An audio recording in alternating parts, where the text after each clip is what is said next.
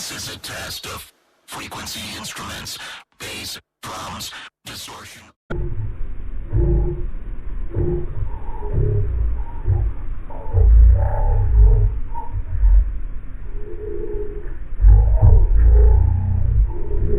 Well, folks, it's time to kick it old school.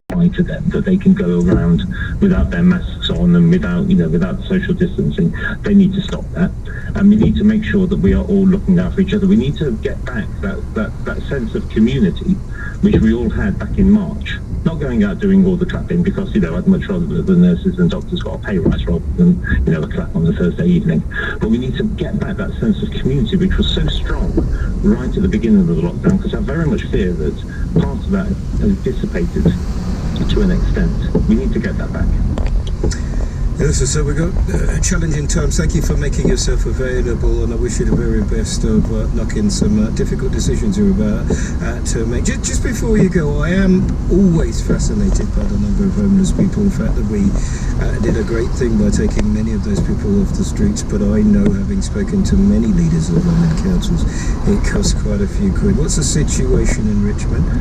Well, we've got a really good local homeless charity called Spear, who do amazing work in doing outreach with the street homeless. It's always going to be an issue, and we need to. I don't have the exact figures to hand, to be honest, but I do know that they've been doing extraordinary amounts of work, and our housing team within the council have been doing their level best to make sure that those people who were taken off the street at the beginning of the pandemic are given hope in the future. And finally, and this is the last one. Yeah. It is mine. I don't turn around and place you under arrest. It is the police, really. And you got a new borough commander up there really now. So yeah. What is the situation? Because certainly when I talked to Ken Marsh, who's the head of the Federation, and we were lucky enough to have Mom on the commissioner last week, you do get the feeling, these guys are doing it as well as they possibly can, but rules are changing constantly. What's the situation?